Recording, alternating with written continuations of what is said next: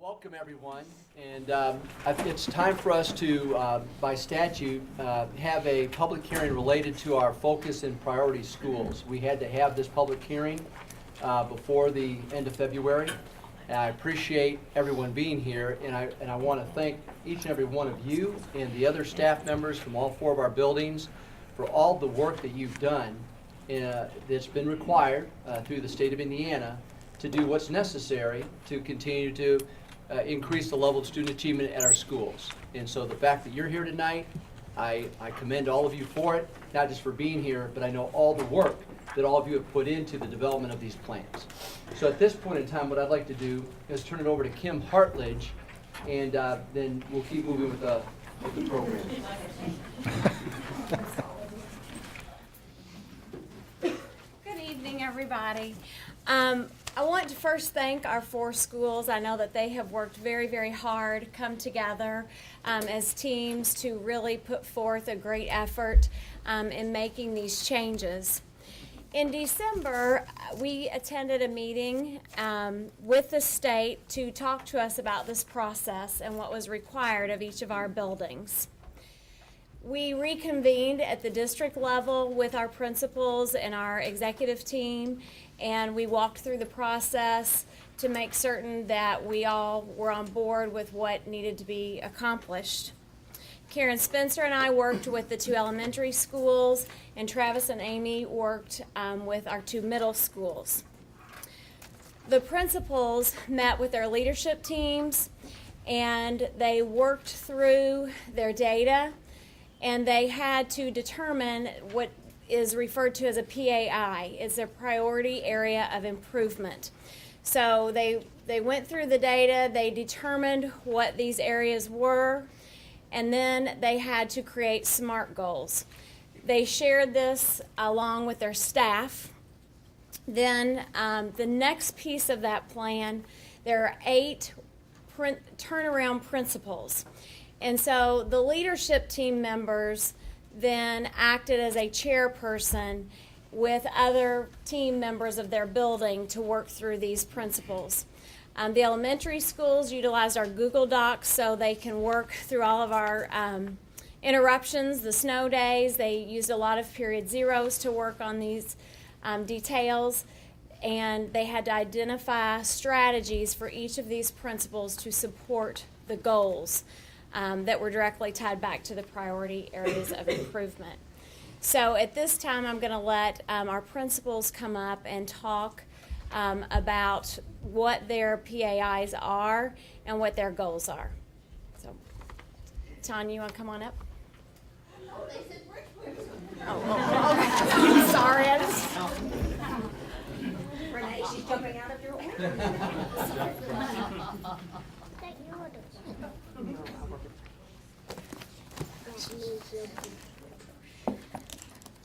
Good evening, Dr. Mellon, School Board, thank you. As Ms. Hartledge said, we did attend the meeting on December the 19th or 20th, and came back and immediately got the leadership together, assigned them each a priority area, and then assigned each staff member to that. So most in North Haven, each grade or each principal had 4 to 5 staff members on it at the same time working. And we did get on a shared Google Doc so that we could do that. We know that this is not where the school board wants us to be, and we want you to know, and I think that you do, that this is not where, we want to be. We know that we can do better. We're already making great gains going forward. We are committed, to the change. And this document, even though at first it was like, oh gosh, here's something to do in a short amount of time, it really has become a document that we've embraced. Speaking for myself, it's much better than our public law at this time because it is living, breathing, it's current data, current needs, assessments, current move forward. And so even though it was a process that was a short turnaround, we're honestly pretty pleased with the effort that we have been able to do. We did identify 3 priority areas, 2 in math, 1 in language arts. In math, we're looking at our top 75% on our growth model and our bottom 25%, and then language arts, we're looking at our top 75%. What we saw as needs in 2010-11 to 2012-13, there was a huge turnover of not just principal, but staff. When I came into North Haven last year, 1/3 of my staff were temporary or first-year teachers, to the building. And we were blessed this year to now only have one person on a leave, of absence. So we're much more stable as far as the faculty goes. We also, in math, had really restructured our math focus. And because of the new staff, most of those staff members were not trained as well in the balanced math program as in the past, for that. So we're going to really focus on our balanced math. Again, we're continuing down that, and we're going to make sure that those that weren't completely on board when balanced math came into Greater Clark, because we felt that really gives a lot of gain, that we're really focusing our time on that. On our English language arts, same thing. Lots of our staff was not trained as reading first, as reading foundations in those 5 components, as we really dug into the data in the past 18 months. And so to affect that top 75% in ELA, we've really focused in, and are going to continue to focus in on those core, components, for that. So those were the 3 areas. And then just a few of the strategies. I know you've seen the document, and I know you've looked at all 4. So some of our big strategies, of course, was the staffing, and now we really feel we have a consistent staff for this year. We made some schedule changes. I made deliberate schedule changes prior to the start of this school year, and then in December, with Ms. Hartledge's help, we also made another schedule change for some extra math time during the day. So that was just implemented in the past 2 months. We do post our goals all over the building for those things we want to achieve for ISTEP, IMAST and iStar, so those are posted all over the building, and they come out each week at the top of my memo every Friday when I send out the next week's memo, so that we have those numbers in front of us all the time. We know what it is we're working towards. It's not a random thing out there in the air for us. Impact, we know we're hitting those below and those enriching, students, because when we look at our top 25%, that's not the students that you typically think. Those are not our interventionist kids. We need to hit those core students in the top 75%. Monitoring by me is definitely increased and different with all the different walkthroughs that we do. And we have some new purchases this year of different math interventions and English interventions of IXL and RAS. So those are kinds of things that we've invested time and money in. I don't know how much time you want me to go. You're doing a great job. Okay, thank you. Our staff, since prior to Christmas, started volunteering their time after school. I have 3rd, 4th, and 5th grade teachers every day that volunteer their time to stay after without compensation for that. And then also with Ms. Hartledge, an idea she gave us was that with our Chromes now, with having IXL, starting in February, we opened up our building 30 minutes early for targeted students to come in and work supervised on their Chromebooks for math intervention. And so we've steadily increased. We only had 10 students take advantage. As of yesterday, we have 15 coming now. And so that's great that those parents we invited, I think it was 42 that we did target and invite for the morning program, and we did have 15 as of yesterday. So that was really good. As Ms. Hartledge said, we've definitely hit period 0 times, whether it's just the document, but it's everything else we're doing at period 0. We meet weekly in grade level groups for data and planning, and that's where we target those grade levels, but of course it's period 0 where we look at school-wide, improvements that can target there. Interventionists meet weekly rotation, so if kindergarten is meeting with interventionists this week, the next week interventionists meet with first. And so we have that rotation every 6 weeks inside the school. We have, with Fidelity, really implemented the Greater Clark plan of the pacing guides, the assessments, the Go Clarity. And so that, you can look at the evidence on our data, a dashboard that we have implemented those. We're in phase 2 of our PBIS plan. Principal prior to me was Ms. Wesley, and the staff did a fabulous job beginning a PBIS plan called SOAR, and this year we implemented phase 2 of that. So we're very proud of that work also, and that all helps to generate commitment to the student body and positiveness that leads to better academics. And of course, my BLT, I have a 9-member BLT, and we meet every other Monday for sure, and we've started doing a morning meeting. That's every other Monday after school, but we do a morning meeting before school on those opposite weeks. I would like my staff that's here tonight to stand, because I just want to say thank you for your time and support. So if any North Haven person would stand.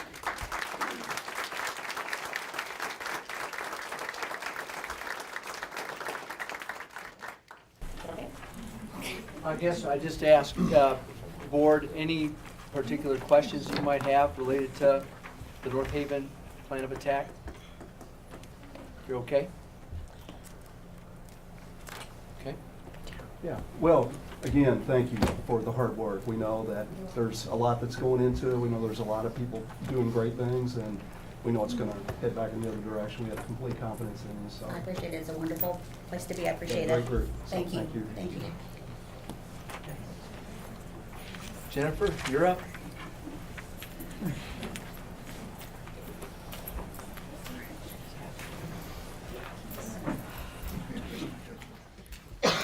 Good evening. I'm Jennifer O'Brien, principal at Bridgepoint. This is my second year at Bridgepoint as the principal, and I'm here tonight, as with Tanya, with many of my teachers and staff too, and I'm going to ask them to stand now. So I got to see my support behind me. They are the ones that really led a lot of the efforts. We recognize the data as far as where we are placing us as a priority school, and I can assure all of you that every day our work is focusing on turning around Bridgepoint to be an A school. Our plan began, as with North Haven's, to identify our PAIs, our focused areas. Ours at Bridgepoint is in the area of student growth, and specifically for our students that are performing in the top 75% achievement-wise, and that's both in English language arts and in math. So we knew that our focus was or our goal, focusing on decreasing that percentage, that number of students with low growth, and that was across all of our levels. One of our other first discussions as to why, because we feel so good and confident about the work that we've been doing in our building. So why are we in this situation? And as we began to look across data years, ask different people different things of, kind of where do you feel this root cause is, our conversations kind of led to the idea of inconsistent leadership. I am the fourth principal in 7 years at Bridgepoint, and the turnover of leadership and staffing kind of led to that inconsistency of what was going on literacy-wise with instruction, lacking some of the emphasis in the 5 components of reading, also that frequent monitoring of performance, as well as the absence of clear and shared focus on student achievement. We've built our plan around, and what was great is as we had to build this plan, we really weren't creating things that we had to put in place.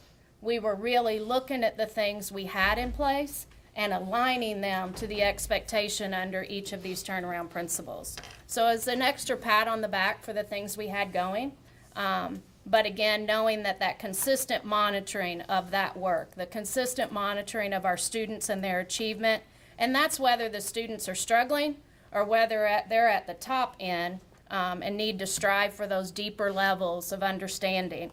We do have procedures in place now, and we're working on that weekly, tracking the progress and growth of all of our students in both areas, reading and math. All of our collaboration and professional development times used to create that effective, efficient means to educate all students at high levels.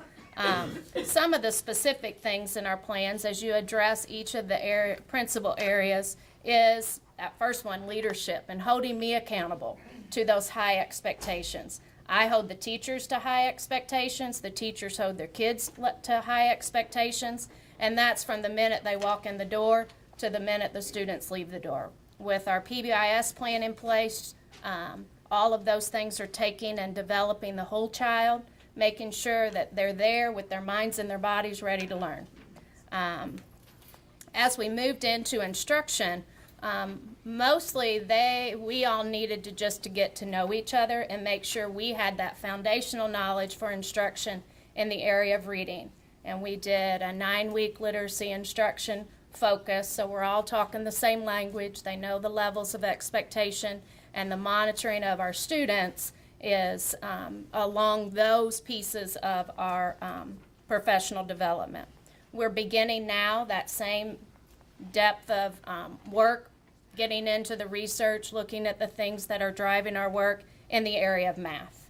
Impact is a strong piece of our program. where we are developing all of our students, so all students, not just the ones struggling, but those at the high levels are in groups focused on their needs. And we have impact data plans focused on a problem to be solved, a specific need to be addressed that really is specialized to that level of student. So we group them according to similar levels, but mostly for similar needs. And we monitor that progress and report on that progress regularly throughout the 9 weeks. Again, our period zeros are used each week. One is collaborative planning based on the Go Clarity window and developing the LARs. Another is for period zero, where we spend our time learning together about the areas in which we want to improve. And then data analysis, which rotates across bringing student data and having discussions specifically with names attached to the numbers of who is struggling and do we have enough in place for them. I guess, I have to say our work has been outstanding. So to be in this spot, it's like we're going to get out of there. And I can't brag enough about the work that our teachers and staff members do every day. I'd love for you all to come and see the great things going on at Bridgepoint, because we've got a lot of pride. I tell the students every day, be wild about learning, and they are. They're wild about learning, and they know their job in each and every way. And we are on our way to turn around Bridgepoint to be another A school within Greater Clark. Our motto right now, as we're preparing for ISTEP, is how many days we have left, and doing the work each and every day to be ready to show the rest our very best. So that's what you're going to see from us. So thank you.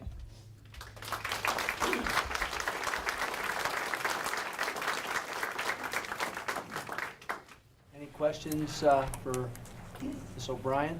No, I just wrote a note, be careful what you wish for when you said you want us to come out. We'll take it. Yeah. I mean, No we'll way. put you to work too, but that's just part of it. Okay, never mind. Thank you, Jennifer. Okay.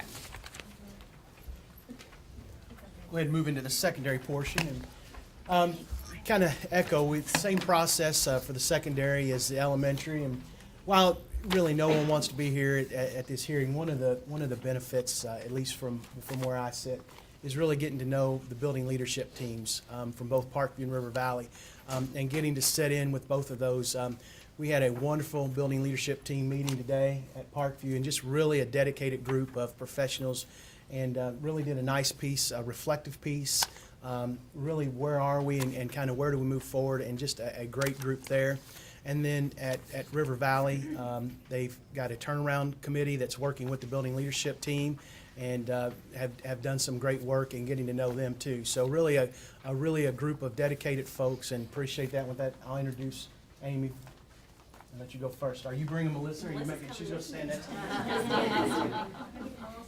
I think it would be, I'd be remiss to not have Melissa Bauer standing with me, because she is my right hand, she's there doing everything with us. So we are one and the same. I always tell when we have parents come in and visit that if you see one of us, you see the other one doing something very similar. So we share that role.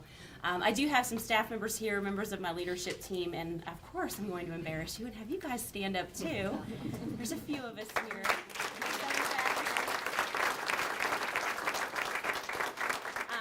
Like Travis said, I called it kind of a kumbaya moment today at leadership team, because we did do some self-reflection and just thinking about literacy, because we lost a point at Parkview due to low growth in literacy in English language arts. And at the middle school level, that's a struggle of trying to figure out how to do that, how to take these kids that come from all these different feeder schools and combine them, and how do we teach them, you read to learn, and this content has changed. It's more extensive, and you're still a struggling reader.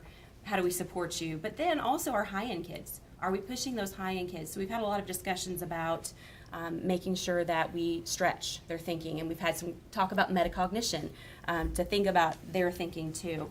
So our 3 PAIs, 2 of them are focused on growth, one in language arts, and the top 75%. But of course, we're looking at growth overall. We're looking at growth from low to typical, from typical to high. We're not going to leave any stone unturned. In math, we have not lost any points, but we have not gained any points either. So we are definitely taking a look at how do we increase our students' math capacity to push them a little bit more into the high growth level. And then our third focus area is on overall student proficiency in English language arts.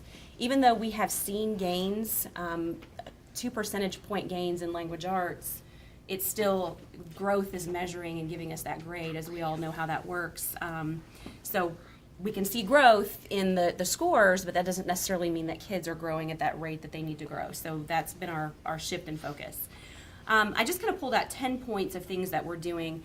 We, Melissa and I, had lots of conversations last year. It was my first year there, and it was really a learning year, kind of watching things, seeing how things worked, and we made the decision to move everybody. We shifted the staff before any of this came out. We topsy-turvied the building. Everybody changed rooms. We moved 6th grade upstairs.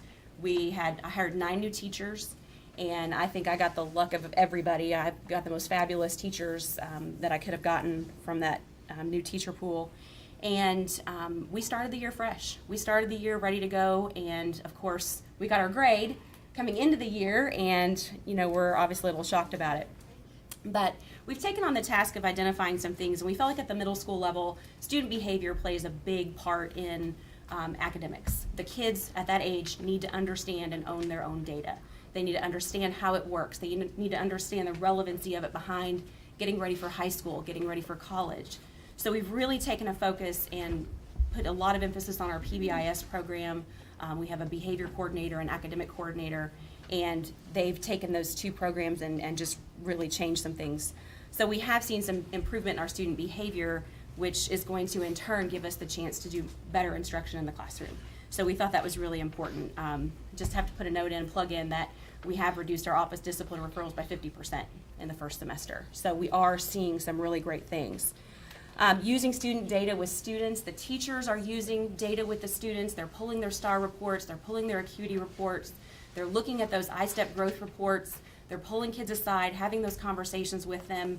We have student meetings once per quarter where we bring all close to 300 students in a grade level into the auditorium, and we share their overall grade level data with them. And we talk to them about, we really do an analogy with, you go to the doctor to check up your health, and we want to prescribe a medication for you if you need it.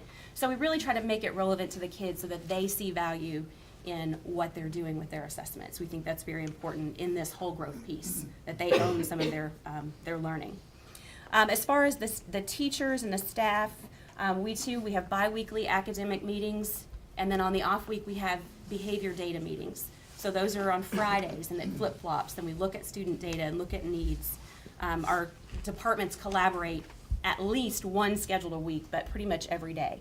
We have the fortunate capacity of 2 planning periods at the middle school level because of our need. I know I said that, but I tell you what, they are working their tails off with it, and we know as a district the middle level there has been a dip in it historically, and so we saw that need. And from that need came out of an 80-minute language arts block and an 80-minute math block. And the only way to make that happen was to provide this extra planning time too for teachers. So please don't get angry with us. We have a lot of digging out to do. So anyway, they do a lot of collaboration and planning, looking at student data. Weekly grade level department meetings, they're getting together without us now. They're rocking and rolling. It's pretty awesome. Instructional walkthroughs, Mrs. Bauer and I are in classrooms pretty much every day. If we're not doing walkthroughs, we're doing observations, and really working on building leadership capacity within our building leadership team. Really getting them, they're really my cabinet, if you will, my advisory. We get together, we meet, we've been meeting weekly, but we have a lot of time to talk about what we need to do, where we need to go from here. We have lots of academic and behavioral support for our struggling kids, and we feel like that's really changing the landscape of Parkview, where we're really supporting those kids in different ways. And our kind of theme, our PD theme that I throw out there every week, and I'm probably sick of, is intentional and purposeful. Everything we do, everything we plan, it's intentional, it's purposeful for the kids. We really want them to see the relevancy in what they're doing because, again, we believe at the middle level, they're ready for that. They're ready to take ownership. And then, of course, we will always be in continuous improvement. We talked today at leadership team that we are never finished. We are never going to arrive and be done. We're always going to be improving. And this D is just a bump in the road for us. We feel like we're really moving, and we expect to see something. We hope we're going to see something. But we're telling the kids, it's your time. It's your time for the big game coming up. We've practiced. We've done all these things. It's time for you to play the game. So lots of different things we're excited about. One other thing that we added this year, which will help with math, is we added a pre-algebra track for 6th graders. And I don't know if a lot of the community is aware of that. We've tried to advertise that, but that's been a very successful program with our kids, pushing our highest kids academically. They're coming in 6th grade, taking pre-algebra, taking 7th grade algebra for high school credit, and 8th grade geometry for high school credit. So this year, as a pilot year, we have a current group of 7th graders. We have 30 7th graders taking Algebra 1 at Parkview Middle School right now, and they're all doing incredibly well. So it's amazing that they're doing that. 6th grade, we have about 30 as well taking pre-algebra. They will take algebra as 7th graders. This current group of 7th graders will take geometry. So we are providing at both ends of the spectrum a lot of support for the kids that, in places that they need. We also did a shift in our staffing as far as our office staff, which I think has made a big impact on our focus. We created a student services department. Last year, it just seemed like we were all running over each other, not really sure what was going on, so we built some continuity there. Our Dean of Students, Matt Brown, who is not able to be with us tonight, but he oversees the student services department, and that takes place, he does discipline, PBS, he works with the counseling department, the counselors work with him. Of course, our counselors are in there really involved with our kids as well. So I feel like we have a lot of really awesome things going on at Parkview, and unfortunately, this D does hang over us. I've talked to parent groups, 5th graders coming into transition. We invited them to come visit our buildings, and I told them, I said, we are a D school. I'm not gonna hide it. I'm not proud of it. None of us are proud of it, but it is a D, and we are going to get out of it. So that's just kind of the way we look at it, and I think I have the most fantastic staff. All of you guys are awesome, but I'm very fortunate to have a group that is very committed and dedicated. So.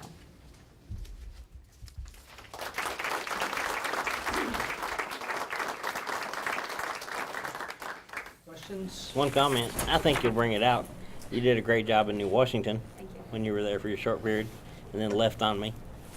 But, and of course now your predecessor gets some of your work that you left. I think you'll pull out, I don't have any doubt. Thank you. Mr. Denny?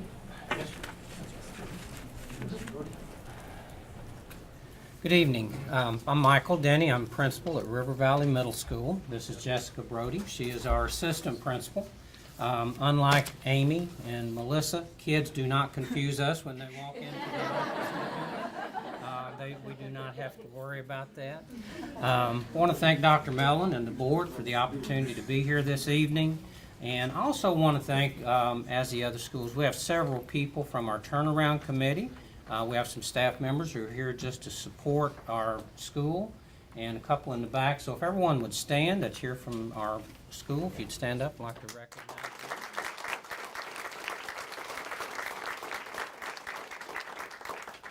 I want to especially thank Ms. Brody. She has served as the chairperson for our turnaround committee this year and has done an excellent job showing leadership in that area. And I also want to thank Dr. Mellon. He has provided us some great services from central office. I don't know if Brooke Lannon is here this evening, but Brooke Lannon, Amy Schellenberg, and Travis Hare have been invaluable to us as we've put this plan together with the work that's been put into that. So we're very appreciative of everything that they've done to help us. We get used to this short podium. When we looked at our priority areas for improvement, we identified 4, and those are, there's 2 in language arts and 2 in math. We looked at student proficiency, and we did 2 in each so that we could, the students were broken up into the top 75% and bottom 25%. So we did a PAI for each of those in the language and math. And When we looked at some of the data, we really felt like one of the things that we have experienced over the last 2 or 3 years that we have set about to address, the thing that kept coming up was inconsistency in the instructional program and the monitoring of that instructional program. That just kept coming up time after time in our meetings. So that is an area that we really want to focus on, and some of that is just a lot of the changes that have gone on, a lot of the new programs that we're doing and everything, but that is a key piece for what we want to look at as we move into implementing our plan. Our SMART goals, our goals for next year, our language arts has been our nemesis for the last 3 years. We haven't been able to get it past 70%, and that really hurts you in your overall grade. So our goal this year is to get our language up to 75%. Our math, we would like to get that to over 80%. We're closer on that, but those are the two SMART goals that we have. And what I really want to focus on this evening are some of the things. We met with our turnaround committee yesterday. We met with our faculty this morning. When you look at the plan, you'll probably see in the 8 turnaround principles, you'll probably see 35 or 40 strategies. So what we had a conversation about yesterday and this morning, what are the 4 or 5 things that we really feel like will make a key difference in the near future? Testing is coming up, the first round of testing in probably 3 weeks or less. So we've really got to do some things to get some immediate results. We have a little bit of more time before we get to the end of the year testing. And certainly there's a component of that plan that addresses long-term. There are things that we need to get in place that are consistent over the coming years to get us to the level. None of us like where we are. I don't think any of the 4 principals that are here would tell you that we like being where we are. It leaves a very bad taste in your mouth, okay? So our efforts are to get there and to get there as quickly as we can. So when we talked about that, one of the first things, and I've provided a copy, we're not going to spend time going into it, but when we talked about inconsistencies, and we got a lot of help from Scott Endress, one of our teachers back here. You'll hear a lot of things talked about in our district with the literacy program, Cornell Notes, Frere Model, all of those initiatives that we're working on. Scott put together what we're calling a core class structure for our school. And it's something that we've got in every teacher's hand. And it is an item where we can go back and say, this is what we need to see happening in our classrooms every day with consistency. Okay? Doesn't matter if it's science, doesn't matter if it's language arts, doesn't matter if it's Miss Spiker in art. There's some things that we want to see happening so that we know we're getting our instructional program in place with fidelity.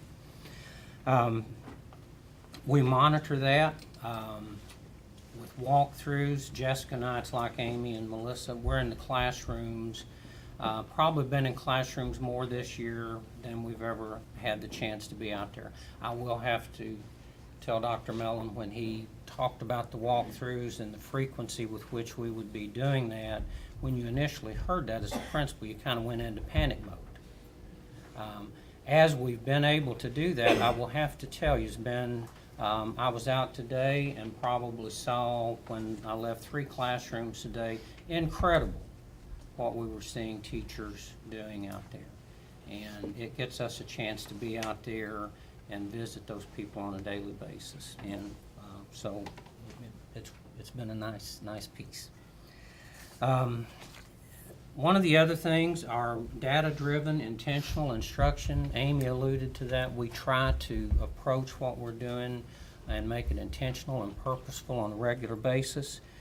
We collect data constantly. We're monitoring that data, and our teachers are using that data to drive their instruction. We look for instructional gaps, and then we try to identify strategies that will allow us to bridge those, and we're looking at that on a continuous basis.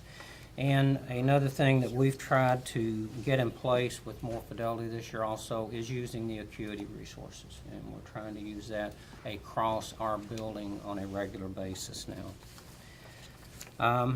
We also, as Amy alluded to, we felt our kids, we need a culture where students have a vested interest in what they're doing and what their performance is. So every Monday in Impact, all of our kids access their grades and their recent assessment data and review that and have an opportunity to look at that.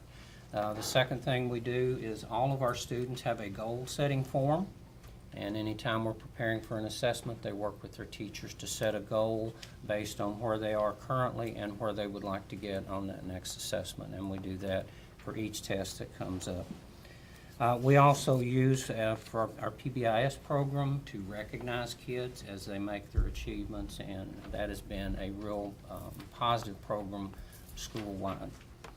Our impact program, Jessica went in, she and our AICs, Terry Ledbetter and Lindsay Combs went in, and we have pretty much rescheduled, 800 I'd say 800 and some kids, but we wanted to make sure we had them in groups where we had identified what they needed and could do that in a targeted manner. So it really, a lot of our teachers were, I guess, impacted with the impact program to, I guess, pardon the pun with that, but it was a way for us, and that's kind of a fluid program. We move kids on a regular basis with that, but that's done on a daily basis. That's been a real good part of our schedule this year, and we're able to progress monitor and keep abreast of what those students are doing.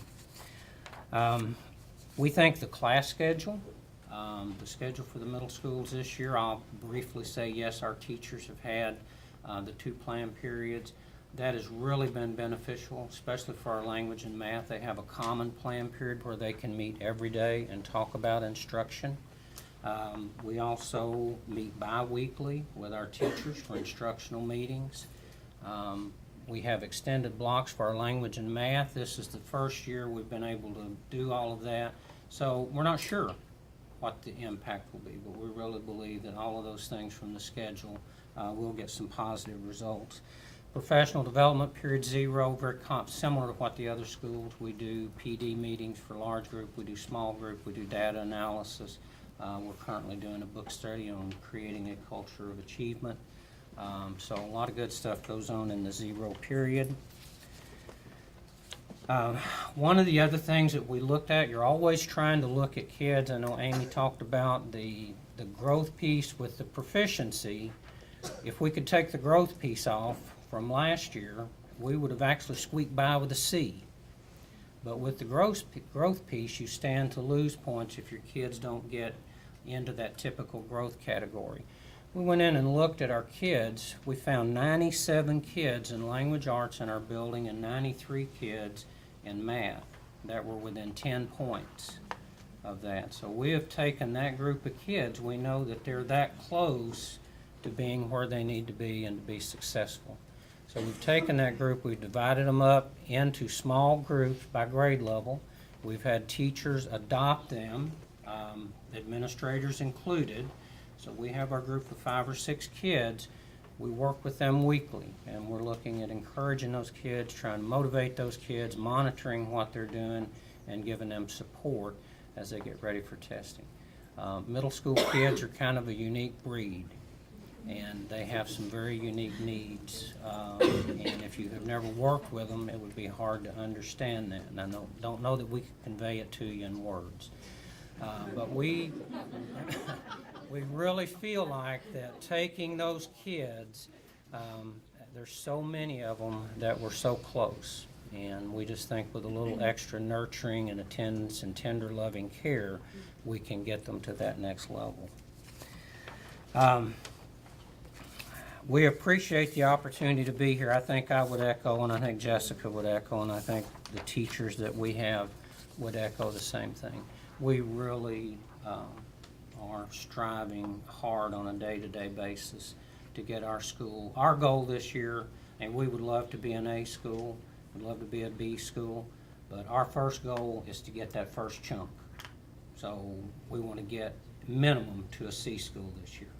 And then certainly we want to continue to move forward with that. But again, we have a great staff, we have great kids, and it's, you know, it's not something, not a place where we want to be, but I think as the other schools have said, we think it's going to be a short-term experience for us, and we really believe that this year we will make that next step up the ladder. So thank you all very much.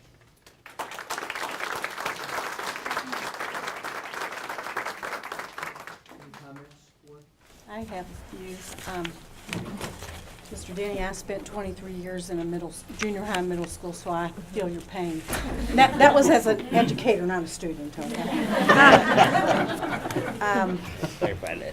Yeah, and I also can tell you that I know how deflating those grades are when they came to you, and how it can make you feel like, are you really in this for the right reason? Are you a good teacher? You have all those questions in your mind, and what I see in this group and what I saw in all the reports that I read is a group of professional educators who are determined to turn this around, and you will do it. I applaud the work of the central office, getting in there and helping. It takes a village, it does, and you guys have taken the challenge, and you're ready to roll with it, and I'm very proud of what you've done. And I take all the credit for Scott Endress because he worked for me.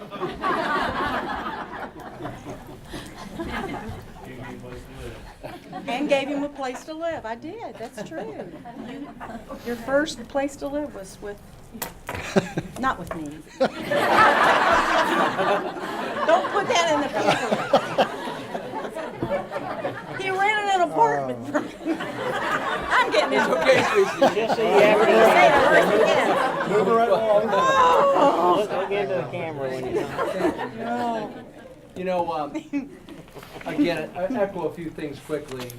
I'm very proud of our central office team because they've really rallied to do what's necessary to help. You know, that's the goal that we have, is how can we be of help from our level in the central office? How can we be out in the buildings and provide a level of support to help? Because it's not all on any one individual's shoulders. It's on all of us. And our kids are the most important assets that we have in our community.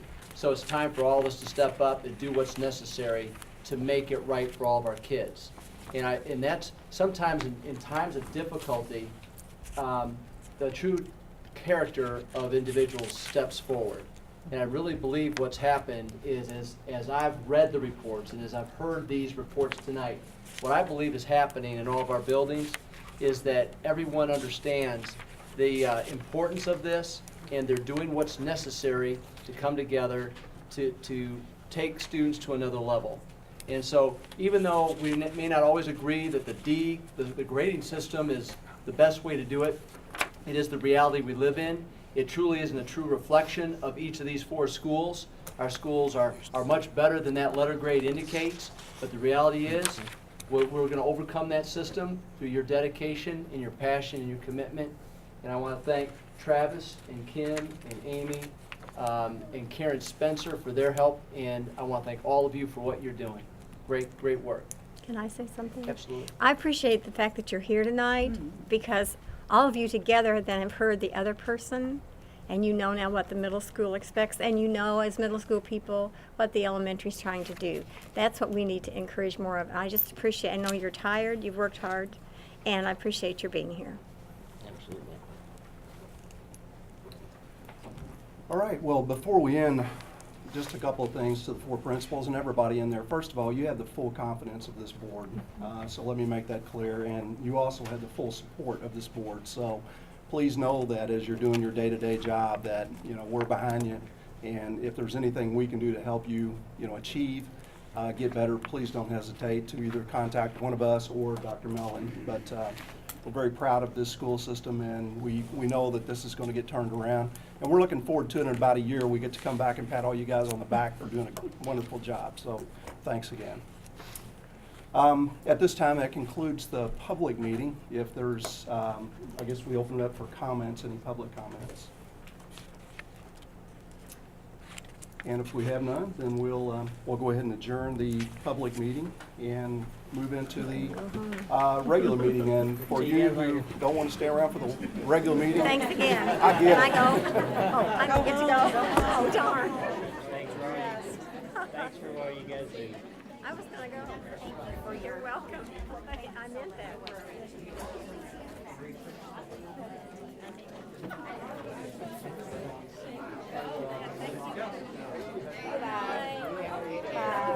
Wow, you okay? Yeah. I haven't seen you forever.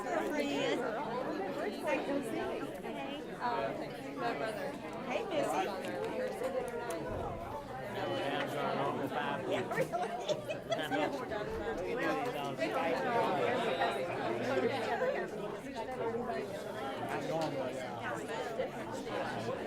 Cleared the place out.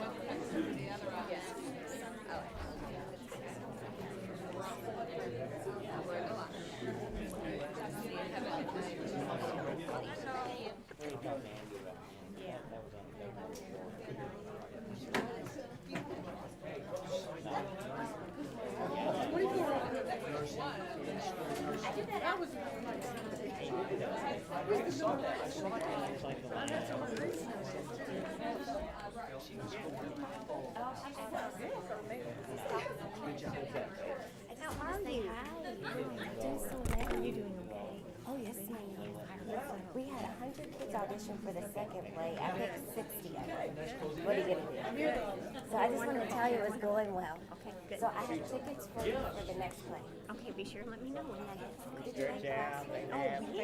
Okay. Yes. Do that.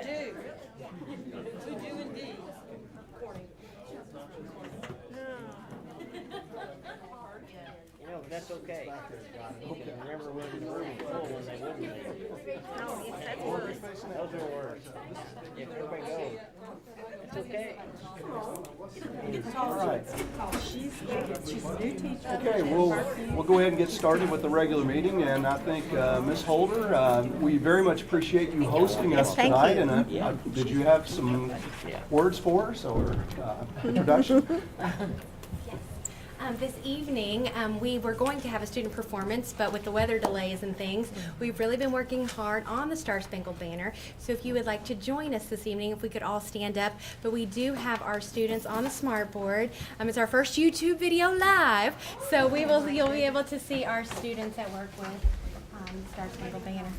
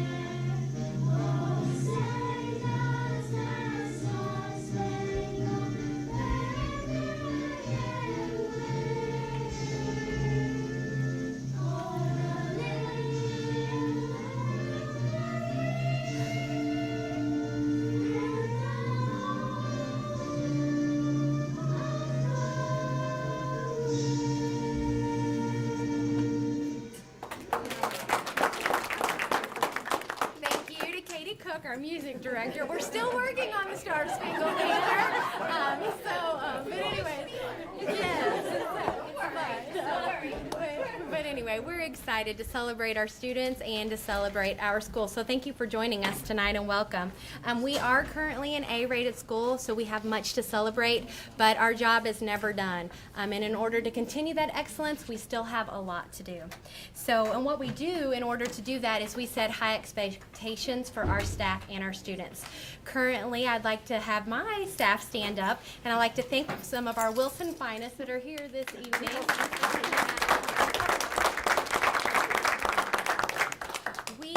currently have 1/3 of our teaching staff that has less than 2 years teaching experience.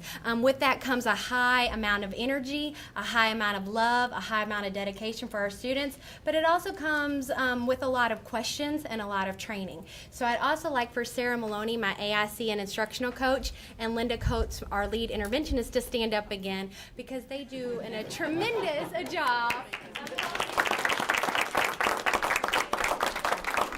So much of what we do and we learn in college doesn't necessarily prepare us for the real world. So those two people are very instrumental in working with our young staff in their classrooms daily to model, to coach, and to be the lead example. And without them, we wouldn't have the success that we have. So thank you so much for that. You'll see on the back, pictures say 1,000 words, so if you could, I could turn your head. You just want to see our school in action so you could get a real feel for the love of learning that we have and the pride that we have here in our classroom. We are so much more than a number. We just heard several schools this evening talk about the letter grade. And this letter grade, currently we are in A, but we still have growth areas and goals that we hope to obtain with this year.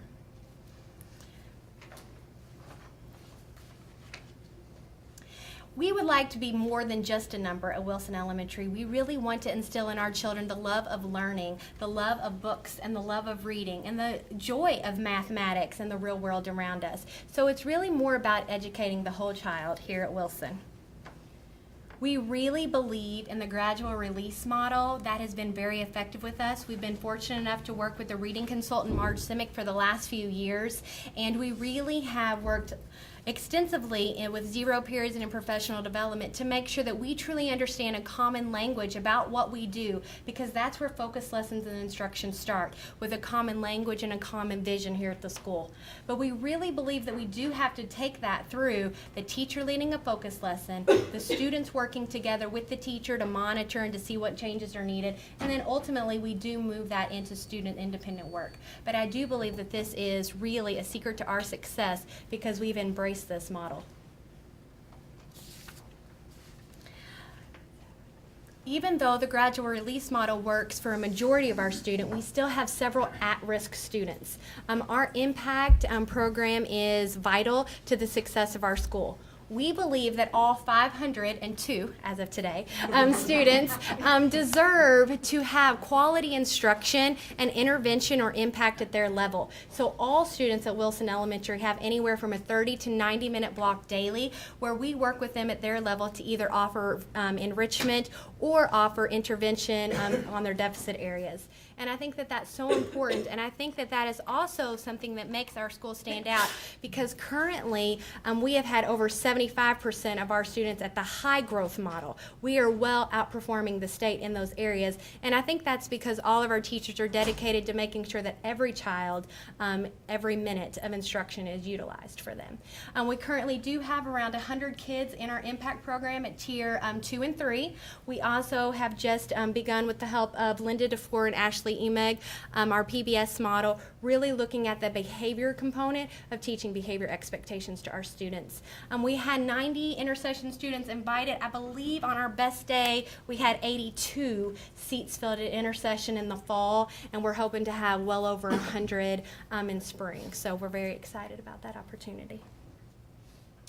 Again, we also think that beyond academics, there's so much more that we need to teach our students. College and career readiness for us is about teaching our kids how to work well with others, about how to collaborate and how to work as a team.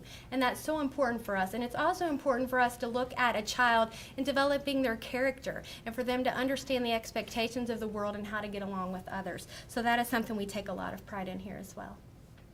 In addition, we do lots of things outside of the classroom to stretch our students. Our students love the opportunity for field trips and other opportunities to learn and explore about career choices and other interests that they have in the community. In addition to college and career readiness, I think the greatest gift that we've had this year is technology.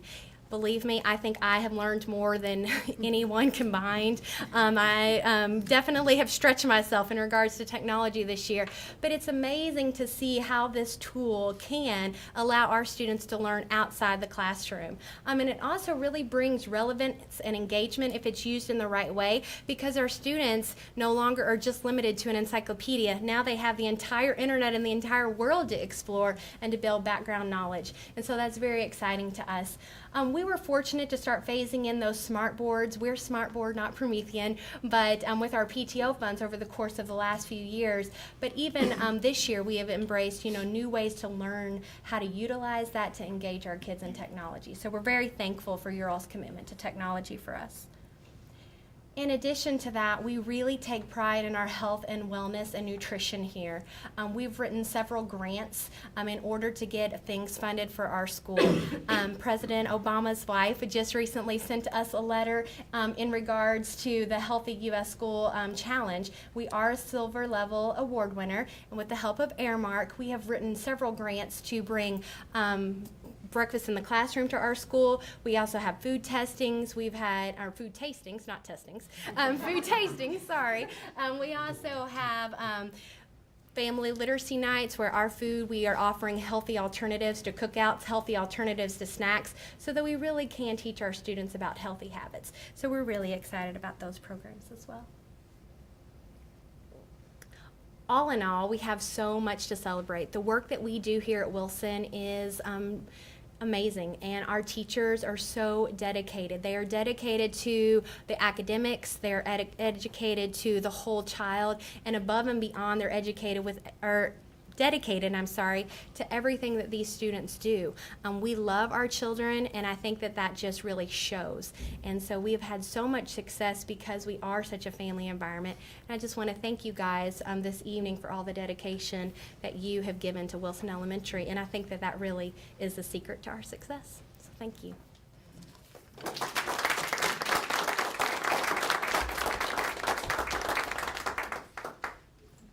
Ms. Holder, thank you. I love the shirt. I came to win. I thought that just says it all. Yeah.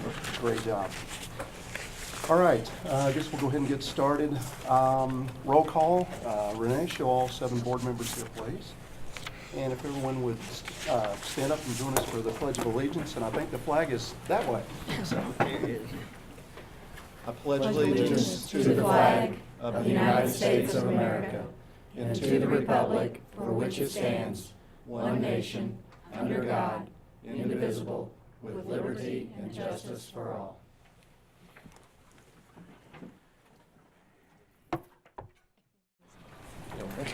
All right, so do we have any changes to the agenda tonight, Board?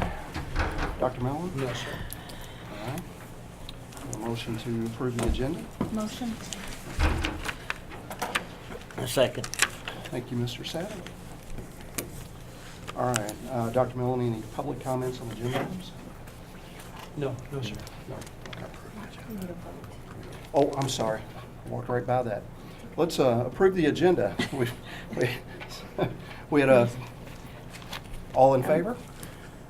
All right, 7-0. Sorry about that. I got so excited about public comments that there are none. There are none. All right.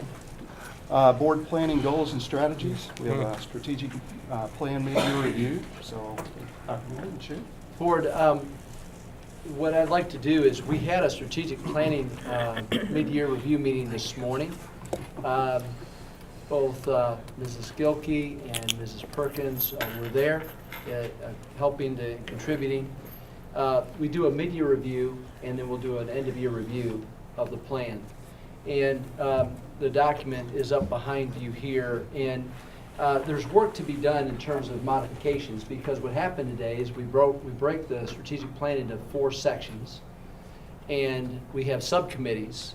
We had about 62 people there today. It was really a good turnout from our school system and community. It's broken into 4 different subcommittees: student achievement and instruction, finance, facilities and technology, and public relations and marketing. And so what we focused on today in the hour that we had was, we really wanted to go through and do this mid-year review of our plan, and where are we in terms of our results. Are there any adjustments that need to be made to the plan? just like what we heard in our public hearing, is a continuous improvement process. And so, we're never satisfied, we're always looking to get better. So there's a document that was created for the purpose of the meeting this morning. But board, I will tell you that over the course of probably the next week, I'll be making adjustments to the document based upon the input we received this morning. I will email it to you, board, so you have it, of course, as well as make it available to the committee members and placed on our website. I'll also modify the strategic plan at a glance document, because that's sort of a quick look at where we are as a school system. Overall, just to give you a sense of where I think we are, is we've implemented a lot of things in our school system over the course of the past year. I believe that we're seeing a lot of positive results. I know the level of frustration that some people have because of the changes that we're making. I understand that. However, everything we're doing for our students. And the whole plan is that we have all the initiatives in place that we believe we have to have in place as a district to continue to move the district to a higher level. Later on, I'll give another presentation to you that I think ties all the components together. Because one of the things I believe happens is that people can view the different initiatives as separate silos, as opposed to things that all feed and complement and support the other things that we're doing. So I think at this point, board, unless you have some comments, I'd like to get the new document out to you and let you see it, and perhaps it's something that you could bring questions back at a future board meeting. Good. Thank you, Dr. Mellon. Next up is the budget report. So Dr. Dockman. Okay, last time I did this, I was ordered by Mr. Hall to make sure I have a laser pen. Now, Rusty, don't get excited now. It's just a laser pen. Keep your gun holstered. and Mr. Hall brought another one just in case mine doesn't work. I can't even read those numbers. Anyway, in the general fund, we'll go over all the funds today. General fund, what we're looking at, if I gotta put my glasses on for this. If we look here, well, right, keep moving it on me. It's all part of the master plan. This number's a moving target anyway. That shows you how the budget works. That's how my budget works. It's a moving target. From here to there. I think this is the number we're looking at. We're looking at about, I'm gonna look at my sheet now. 1,982,000. Last year, we were in the red for almost the whole year until we got to the end of the year. So we're doing really good so far in the general fund. We had 3 pays in January, and then we'll also have 3 pays in July too. So when you start looking at it, since we have elementary people here, elementary on 3 pays costs us $1,688,000. So that's just 1 month of payroll, 1 month of payroll. Okay, let's go to debt service. Debt service pays all of our debt. We have common school fund loans, we have holding corporation, things of that nature. So when you look at this, we only pay our bills in January, June, July, and December, because it's every 6 months. So if you pay it in January, you pay it again in July. June, you pay in December. And we get basically all property taxes on that, and we're sitting with 4.4 million, because it's really an 18-month fund when you look at that. Go to the next one, pension debt. This is the bond that was sold a number of years ago to buy out the pension obligations as much as possible, and we're going to sit with about $1,266,000 is what we're estimating on that one. Capital projects, this is always a roving number.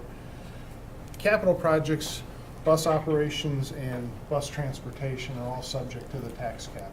And that tax cap, we're given a number, we plug it in.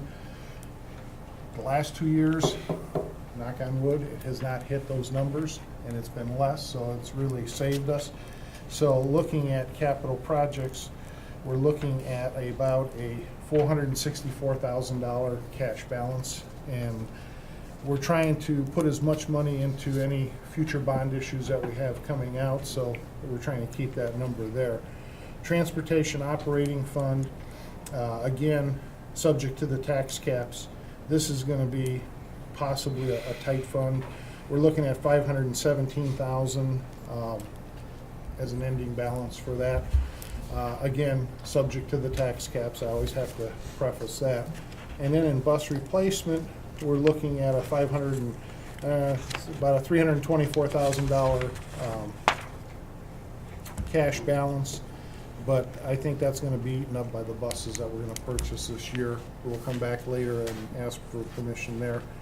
And then the last one is our rainy day fund. We're sitting with $3,459,000 in the rainy day fund, so we're doing good. We didn't take any money out last year except for Project Lead the Way, and then we're paying that back. We'll pay it all back in June of this year, so all that money will go back into the rainy day fund.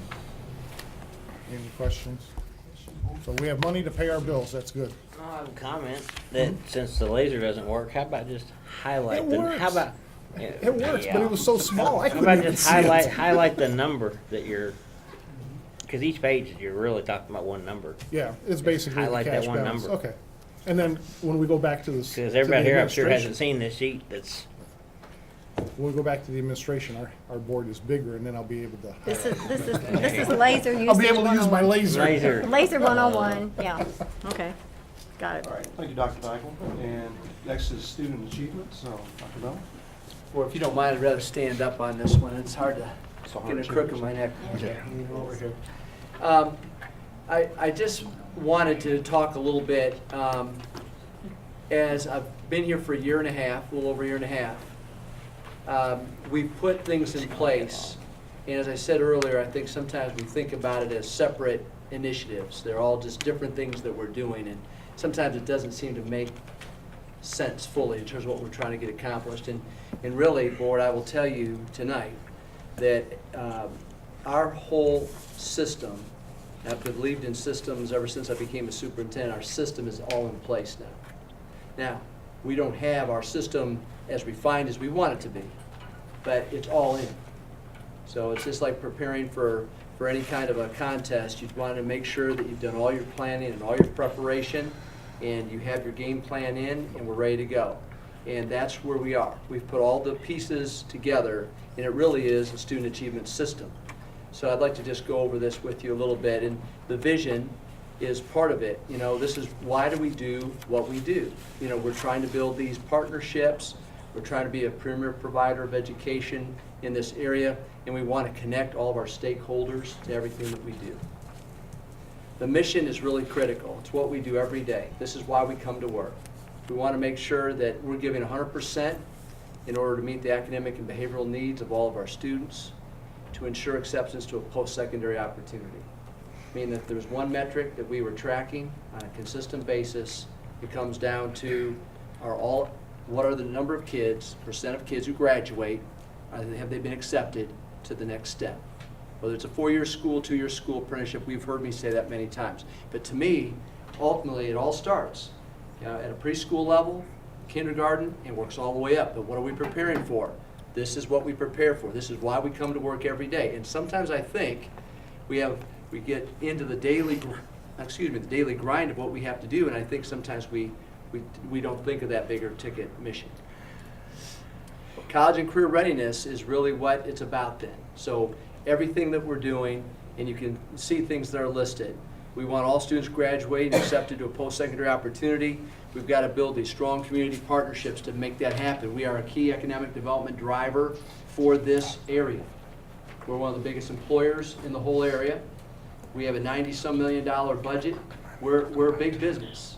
We're a big economic driver, and the people in our community that understand business, they understand how important we are. From an economic development perspective, we need to be producing or providing a great quality product to help attract other businesses into our area.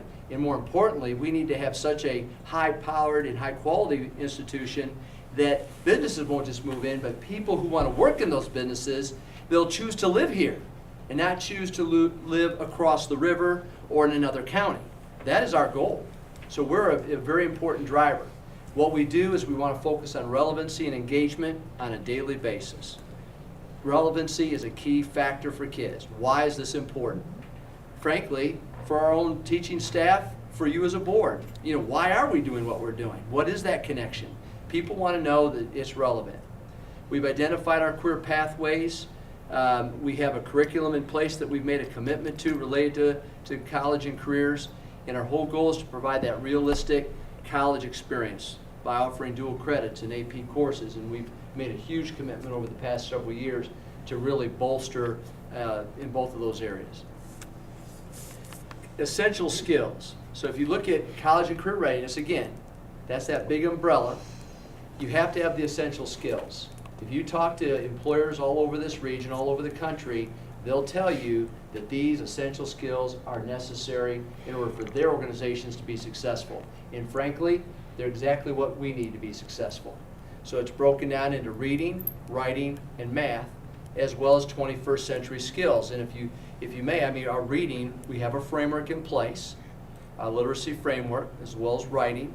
We have expectations that reading is happening daily. People are writing at least weekly at the secondary level.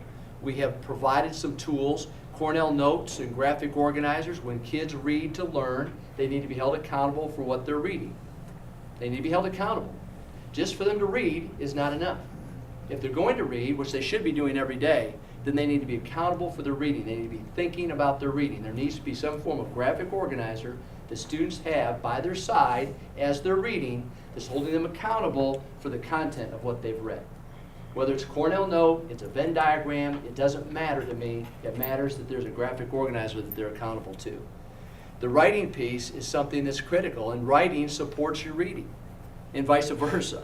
Retention of knowledge comes from not just reading, but the writing helps to reinforce that retention of knowledge. Math, we've talked about sort of reinvigorating our balanced math approach.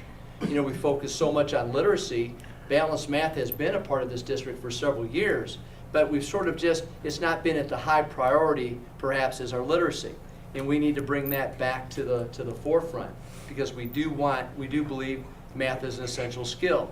And the 21st century skills are those key character traits, those career skills. Positive behaviors, interventions, and supports. Every building has identified those key character elements that are important in their school. The goal will be, over time, for those character traits to be consistent across our district. So it doesn't really matter what building you go to, that it's consistent.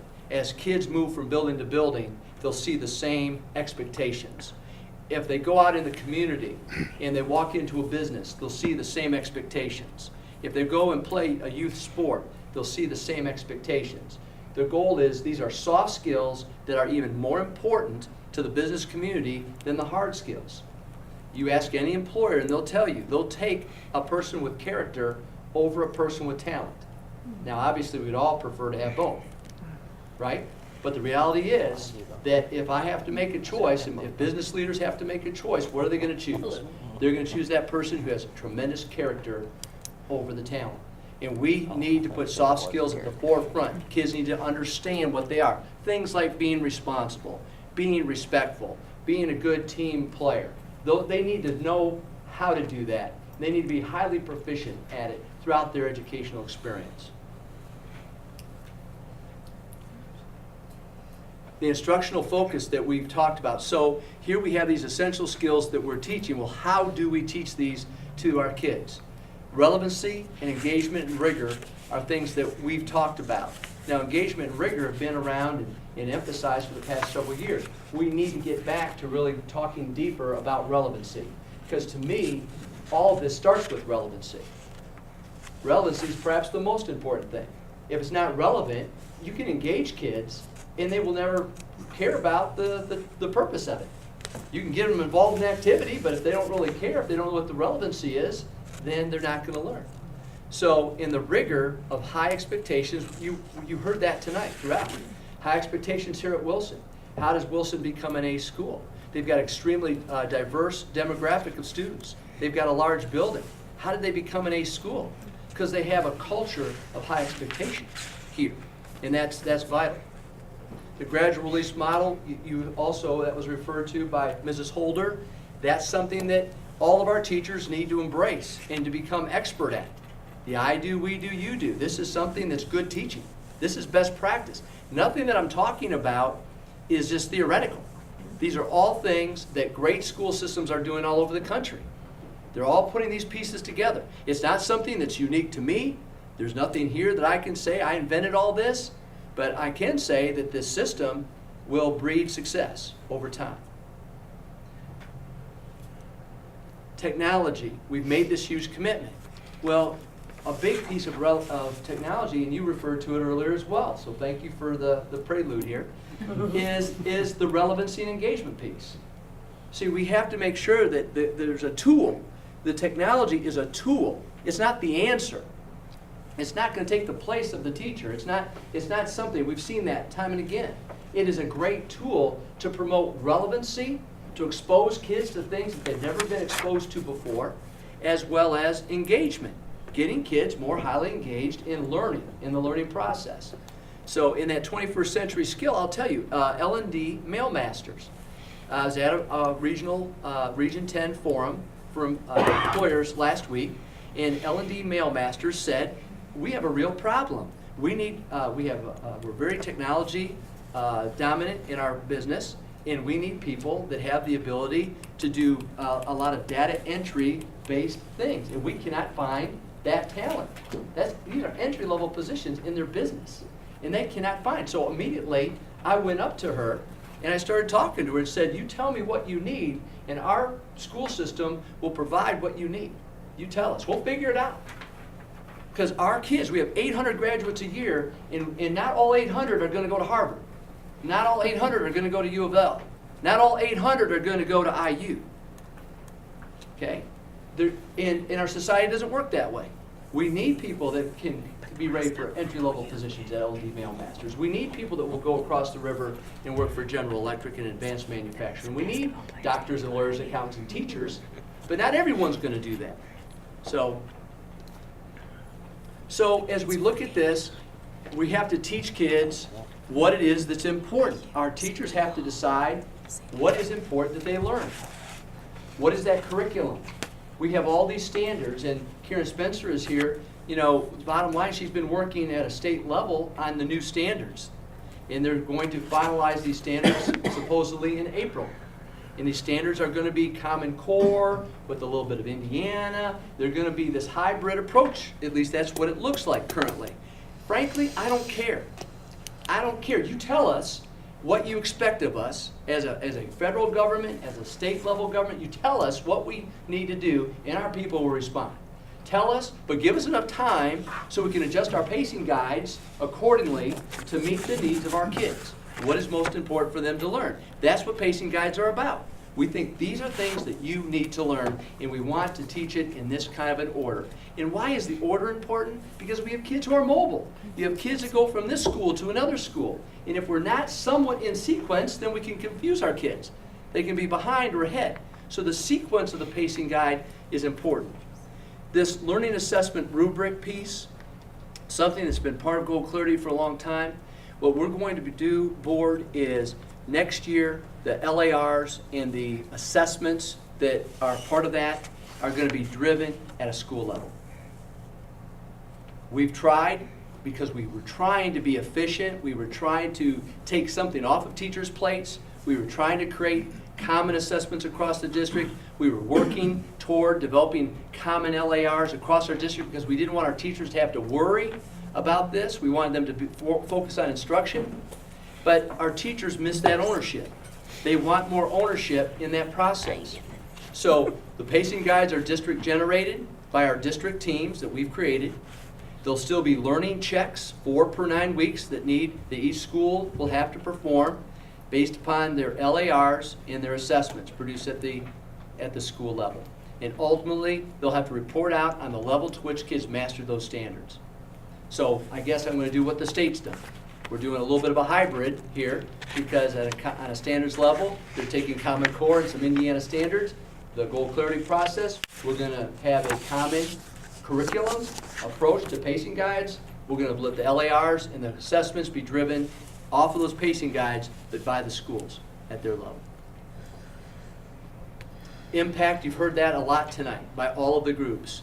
To me, to be honest with you, it's one of the most important things we do because we're designing how do we meet the individual needs. When kids aren't learning the things we expect them to learn, then what are we going to do about it? And this is providing that individualized focus that kids need. So that's why impact is there. We have our goal clarity process is tier 1. We want all kids to learn these things. But when they're not learning, then we put them into impact.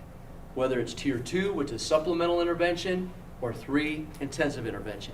That's driven at the school level. So the last slide talks about this whole idea of systems, not silos.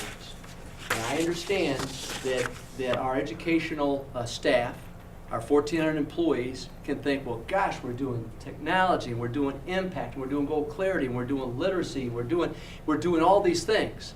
But what I hope they'll see is that it all complements, it all works to the same end, and that same end is accomplishing our mission. And what is our mission? That all kids graduate, accepted to a post-secondary opportunity. All the things we talked about, they all fit together.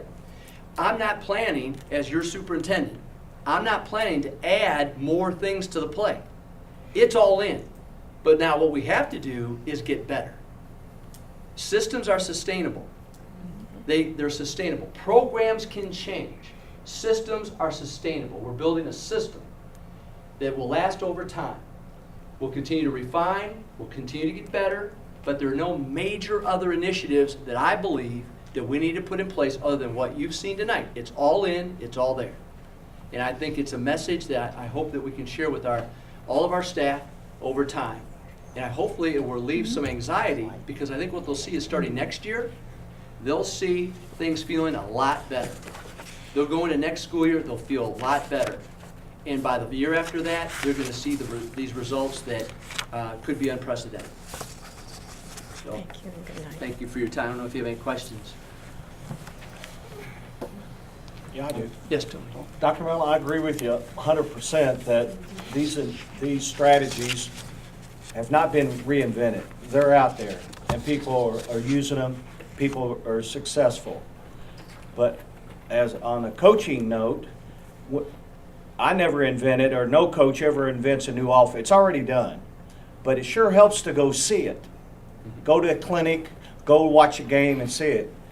Are we giving our teachers, our administrators a chance to go to other schools, and if these strategies are successful, to see it firsthand working, how they implemented it, how they staff it, how this, and that?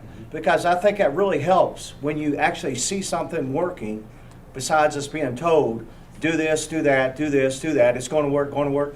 Let's go see it working.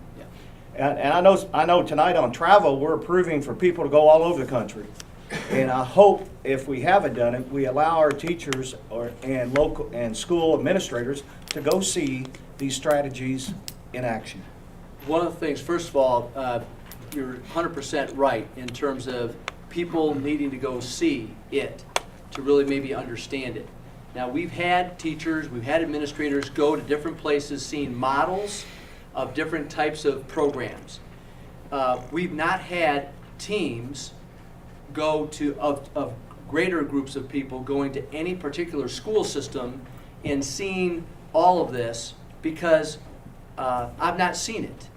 I've not seen a school system that has tried to put all of these things in place. I'm sure that it's happening, but we need to find out where that's going on, and we need to start sending more teams out to see those places.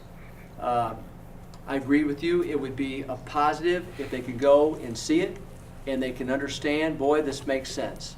And that's a good suggestion that we can follow up on. All right, Dr. Mellon, thank you. And I guess the real goal is to have those people coming here. That is the ultimate goal. That's the ultimate goal, right? All righty. Next item is the approval of the minutes from the previous meetings. We'll go ahead and take executive, regular, and special meetings. So moved. Mr. Hall, thank you. That- Thank you, Mr. Satterley. I think I heard you second. Fourth. You get a This is third a or hard fourth on alignment. that. It is, this is a I tough need to know bunch. who made the motion, Mr. Hall. Whoever wants it. Kevin made the motion, Whoever right? wants it. Yeah. Who seconded it? I did. Thank you. I'm sorry. Eh. It's tough. We weren't sure either. All right. All in favor? It's 7-0. Thank you. All right, on consent agenda, we have actually 5 items tonight. We'll take all those together unless anyone wants to break those out. But if not, I'll I'll make entertain a that motion. Thank you, Ms. A Craft. second. Thank you, Mr. White. Any questions? Yeah, I've got a question. In the claims, we talk about a student activity fee at Jeffersonville High School to pay for the newspaper. Do we have a student activity fee at all 3 high schools? Or could we start one if we don't? Student activities is general account, basically. They may call it something different, but it's basically student activities. We have So one in in Washington. response to your Okay. question, I'd say we do have it at all 3 high schools, but it may be named. Different name. Mhm. Okay. Further questions? All in favor? I think that's 7-0. All right. Next item is gifts to buildings, and I know this is Mr. Satterley's favorite, so we're gonna let him. Well, this one's a good one. It is a good one. They're Yeah. all good. It almost ranks, This well, one's they're all, really good, they're all yeah. good, but this one's better. And I'm still not sure who we were talking, the Marshall Charitable Foundation is, if anybody knows, because I think there's a relation to Coach Marshall, but anyhow, maybe not, but anyhow, $32,500 for the PA system in the gym. And then we've got a myriad of donations for that ROTC field trip to Texas. I'm still trying to find a way to go with them on that. And then, once again, Utica PTO, $26,692 for 60 mini iPads and Promethean boards. So $64,000 in donations it's quite a lot. It is So, amazing. I want to thank the community, especially those two. We should make sure we send out a letter from the board, my suggestion. I'll make a motion to accept. Second. Thank you, Mr. Hall. Mr. Satterley and Mr. Hall. I'm gonna bet this is gonna be 7-0, but all in favor? All right, thank you. All right, moving on to the action items. First action item is a resolution and interlocal agreement, Charlestown School Resource Officer. So, Mr. Hare. Thank you, Board. This is pretty straightforward. This is the resolution interlocal agreement for the Charlestown School Resource Officer. This is, part of what we did was we applied for a school safety grant for $50,000, and one of the stipulations was that we start a new program, and by doing that, we needed to have a new interlocal agreement. So the recommendation would be to approve the resolution and the interlocal agreement, and in doing so, the board would then approve the acceptance of the grant, the $50,000. Make a motion to approve. Second. Mr. White, thank you, Mr. Satterley. Questions, comments? All right, all in favor? We're 7-0. All right, item 2 is the strength conditioning trainer contract for Jeffersonville High School. Yes, Board, this is a pretty straightforward contract, very similar to one you've seen before with the boys' baseball team at Jeffersonville High School. It was due to a resignation of the coach at a kind of a later date. And since we haven't hired that coach as of yet, this would allow the girls to have some strength and conditioning a couple of days a week. Yeah. Contract is attached. Motion to accept. Thank you, Mr. Satterley. Second? Thank you, Ms. Kraft. Any questions, comments? Mr. Hall? Yeah, I've got a comment. To me, our school system should not get into hiring, and I'm a big athletic person. We should never get into hiring personalized coaches, trainers for athletic teams, for individuals. I mean, where's it going to stop? We're going to get a quarterback coach, we're going to get a pitching coach, we're going to get this coach, that coach. I know the situation, the timing was off. That's when the athletic department at Jeff should rally around each other and someone get those girls in the gym, get them throwing, get them ready to begin the season. To me, hiring the coach is somebody's dragging their feet. Coach should be hired. We should be voting on a coach tonight, not on a trainer. All right. Further comments? All right. All in favor? Opposed? I think that's 6-1. All right, thank you. Item 3, conflict of interest disclosure statements for board members. Ms. Lewis, can you take us through that? Yes, sir, I will be happy to. Good evening. You all are required annually to file a conflict of interest disclosure statement, and you have filed those, and they just need to be approved this evening.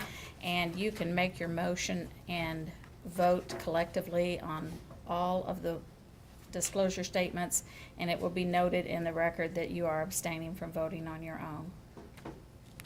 Motion to accept all. Thank you, Mr. Stiles. Second. Thank you, Mr. Hall. Questions, comments? All right, all in favor? I think we're 7-0. Thank you. All right, next one is revisions to policy 6153, field trips. This is a second reading, so we have action tonight on this. That's correct, and at the meeting where we discussed this initially, which was on January the 7th, so it's been a little while, there was one recommendation, and it was back on page 12, on the third page, but item 12, and that was that criminal background checks are required for any volunteer participating in field trips. It did say overnight field trips, but you felt it was important that we have the criminal background on all volunteers participating in any field trip, so that's how we are making the change. And the rest of the items were highlighted in yellow, and there were no changes recommended from your first reading until now. So we are, the superintendent is recommending approval of policy 6153, field trips, as presented for second reading. So moved. Second. And thank you, Ms. Gilkey. Questions, comments? All right, all in favor? I think we're 7-0, Renee. Okay, next item is the resolution and interlocal agreement with Clark County Commissioners for salt and brine. That's correct, and we're hoping we don't need any more salt and brine. We hope that's over and done with, and we won't have to fool with it. But back in November of 2010, we entered into an interlocal agreement with the county through the county commissioners for the purchase of salt and brine for Charlestown and New Washington school areas during inclement weather. And then in 2012, you all approved a renewal to the agreement. This evening, we're presenting another renewal. And basically, we're going to work with the county and have been working with the county on purchasing 65 tons of salt for the 13-14 school year. And also, we did pay $71 per ton in 12-13. The price for 13-14 has dropped to $65.30 per ton. So we're asking that you would approve the resolution and interlocal agreement at this time in order to make sure we have our ducks in a row for salt and brine in the Charlestown and New Washington areas if we so need it. Also, I will let you know that we will change the date. We had it on here for February the 4th, but since we didn't have our meeting then, we'll make it current for today's date. Make a motion to accept. Thank you, Ms. Satterwhite. Second. Thank you, Ms. Kraft. With one caveat, tell me where they buy it, because I pay $20 a bag for that stuff. They're getting You don't buy a enough. ton of it for But you don't- $65. Yeah. You don't buy a ton, that's the whole thing. Just You want put a ton in I'll your buy a driveway. ton. You sell it. Okay. Yeah, I'll get off the board and be a vendor. Yeah, wrong business card. All right, all in favor? Oops, wrong. And we're Seems 7-0. cheap. Thank you. Thank you, Ms. Lewis. It's a good deal. All right, the next one is bid award for maintenance vehicles. Yes, on February 5th, we submitted a recommendation to the board on the purchase of maintenance vehicles to be financed with the new bond issue that we passed a few months ago. Notice of bidders was published in the News and Tribune on Saturday, January 18th and Saturday, January 25th, and the bids were accepted on Monday, February 3rd. We had several companies that submitted bids, 6 vendors to be exact. The 2014 Chevy Silverado 4-wheel drive 1-ton dump truck is the low bidder, goes to John Jones Chevrolet from Salem, Corridon, at a price of $33,190.80. We are purchasing or asking to purchase 5 2013 Nissan NV200 minivans from Coyle Chevrolet in Clarksville. Price was $19,631 for each one, so that total is $98,155. 2014 Chevy Silverado 4-wheel drive 1-ton pickup truck, 2 of those from John Jones Chevrolet from Salem, Corridon. Price of $25,078.85 each, so that's a total of $50,157.70. And then a 2014 Ford E350 XL 1-ton cutaway with KUV body, 2 of those from Jim O'Neill Ford in Sellersburg. Individual price was $29,082.62, total of $58,165.24. So for the 10 vehicles, we're looking at $239,668.74. We did really good on the bids. Came in under the state bid, which was really impressive, and I'd like to thank Steve for all of his work in getting the specs together, and we did get several different vendors, Chevy, Ford, so it was good. Good. So, Thanks, Dr. Dawson. Have a motion? Motion to accept. Thank you, Mr. Second. Thank you, Mr. White. Any questions for Dr. Dykle? Are these gonna come with the logo on them before we get them out in use? And if that, should we have a bid out to have someone get our new Greater Clark logo put on these?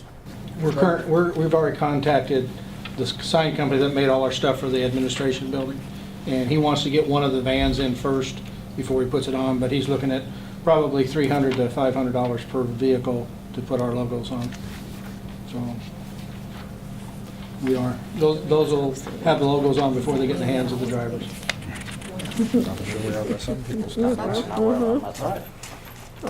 All in favor?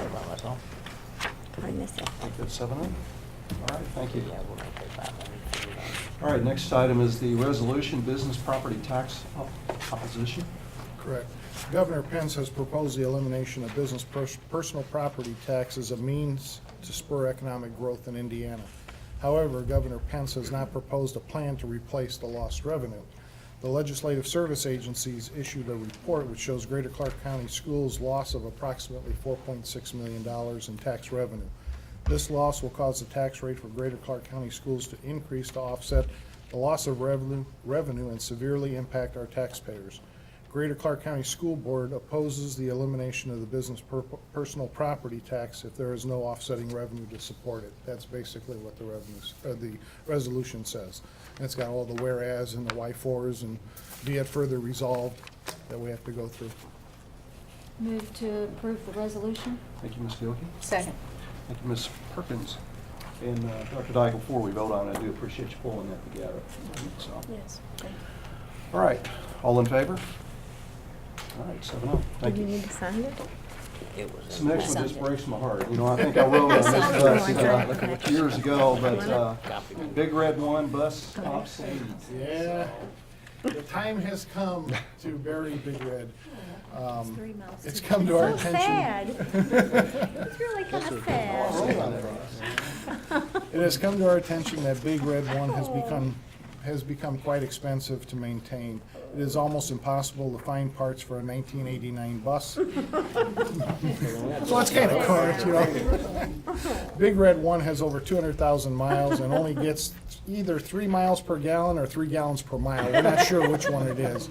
But based on the age and condition of the identified bus, the administration recommends that Big Red One be retired from service. Therefore, we are asking permission to declare Big Red One obsolete and to remove it from our inventory list. We'll either plan to sell it or scrap it. We can't put it in the Yeah. museum? I know, it's just sad. You could have a burial No, we somewhere. don't need If it. the parts We are just got rid of all impossible, these buses. We don't need it. if the parts are impossible to find for the '89, I'd put them on eBay. Put ours out there and sell them. All right, do we have a motion? Yeah, motion to rest in peace. I can't do it. I just can't make the motion. I just I mean, can't do Mr. it. Satterley's going to jump out there. I made a motion, rest in peace. Mr. Hall, thank you. All right, any questions for Dr. About Dykle? old dame. So. I have to vote to do that. All right, I know, it's gonna be painful. All in favor? Oh.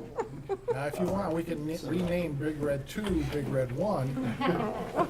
Just won't be the Just not the same. same. Not the same. All right, next item is term life insurance. Yes, Denise Lukens informed us that Humana increased our term life insurance from 14 cents per 1,000 of coverage to 17 cents per 1,000 of coverage. We felt that this wasn't justified and asked Denise Lukens to get additional quotes because we just upped it another 2 cents at the end last year. They have done that and the quotes are attached. We are recommending that we use Anthem as our term life insurance company as of March 1st, 2014 at their low quote of 13 cents, which is 11 cents for basic life coverage and 2 cents for accidental death and dismemberment per $1,000 of coverage. This will save the corporation $7,200.90. We need to pay Humana their increase for the months of January and February and request permission to send a cancellation notice to Humana effective February 28th, 2014 for the basic term life insurance only. So we're asking, the superintendent recommends the approval of Anthem as our term life insurance company for basic life. The superintendent also requests authorization to send a cancellation notice to Humana effective February 28th, 2014. So moved. Mr. Satterley, thank you. Mr. Hall, second. Questions for Dr. Dykle? All right, all in favor? All right, 7-0, thank you. All right, next is the State High Ability Grant. So, Ms. Hartledge, I guess you get to give us money, right? I do. The State High Ability Grant is our main source of funding to meet the needs of our highly abled students who've been identified in grades K through 12, and the grant pays for testing, materials, and teacher training. We would like to ask for your approval of this. Motion I'll to make a accept. motion. Whoops. Or acceptance of I think I heard Ms. Gilkey first Yes, and Ms. okay, Kraft sorry, second. yes. So, any questions? All right, That's all in great. favor?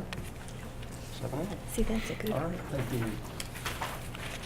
All right, I guess discussion items, nothing there. So we've got reports and requests, recycling update. So Dr. Dykle, you've been up quite a bit tonight. There's no action taken. It's just a report. On our last bid for refuse removal, we asked for recycling containers in an effort to prolong the length of our landfills in Clark County. The bid was awarded to Ecotech, and they furnished the recycling bins for each location. Through their efforts and training of our staff, we have diverted 117,967.7 pounds, or 58.98 tons of garbage that will be recycled. That's for the months of October, bless you. That's for the months of October, November, and December. And there were 2 short weeks for the intercession and Christmas break, and November was short a couple of days. So you have the spreadsheet that they estimate per school, but we know in total what it actually is. So 117, almost 118,000 pounds did not go into the landfill. So just wanted to, so my compliments to the schools. And,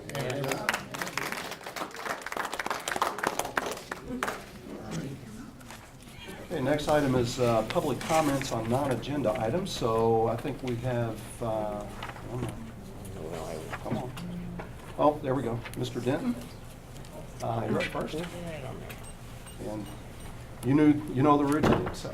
7 minutes? 7 minutes. Testing.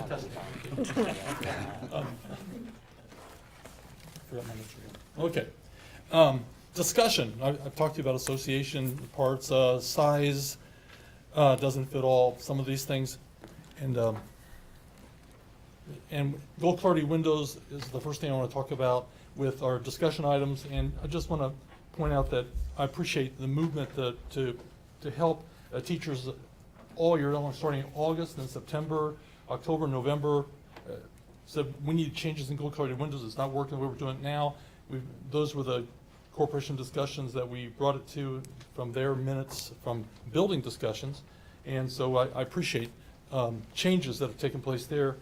Chromebooks, August and September, starting out, a lot of problems, and still those things were discussed. A lot of them were, if you remember, a lot of them were breaking. We got them repaired, but now we fix them on site. A lot of changes come place, but discussion, it came to me and through building discussions to corporation discussions, and we push for those changes. And it's safety issues. August was, and then October, safety issues, and just a lot of things. Discussion items, basically, one of the big things that can be discussed, safety is so important to schools, and so it can come up all the time. We were going to keep it on the agenda all the time, the safety things, especially after some of the things that happen in some of the schools around the country, but a lot of other things have popped in there, and sometimes we get to it, sometimes we don't.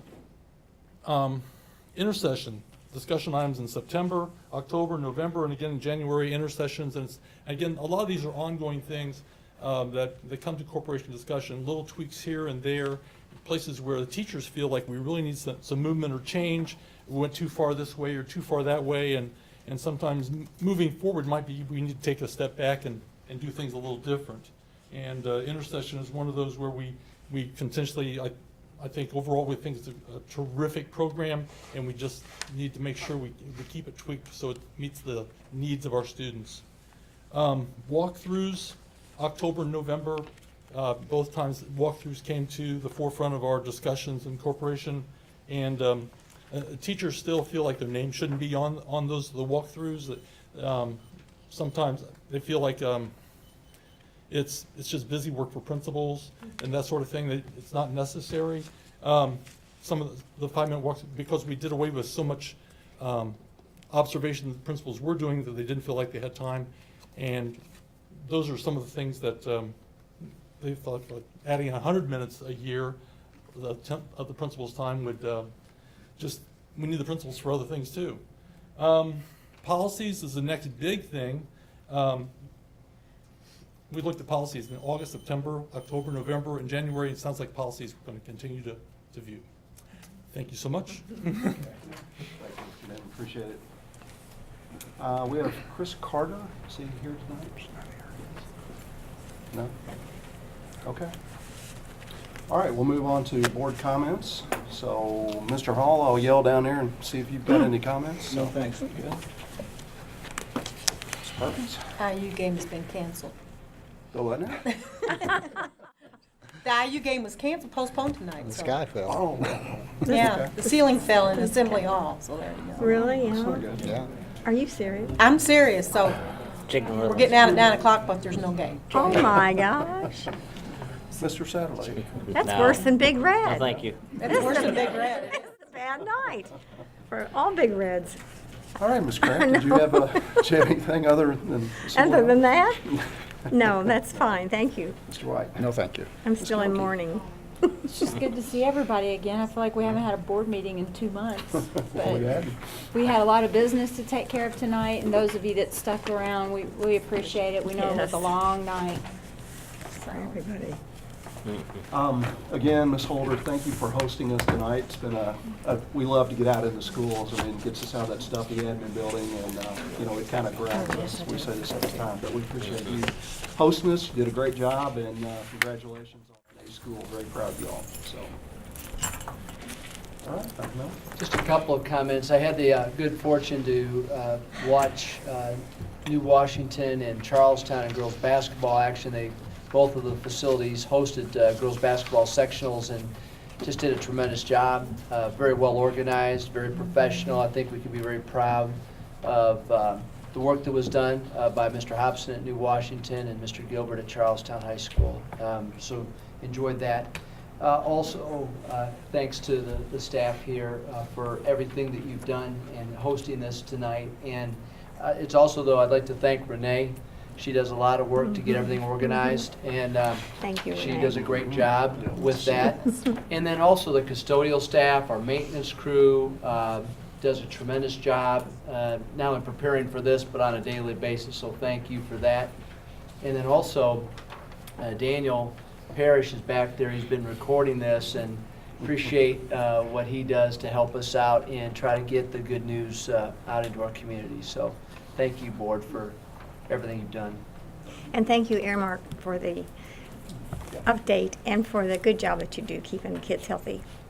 And our officer over there. Yes. Yeah, and Officer Settles, thank you, Officer sir. Settles, Take thank care. you, sir. All right, do I have a motion to adjourn? Motion. Thank you, Ms. Gilbert. Two of them. We all Jump said right on Everybody's that. ready to adjourn. Second. All right, who else? Mr. Satterley. Okay, Second, Mr. Satterley, second. All right, all in favor? All 7-0. right. Thank you all. Good night.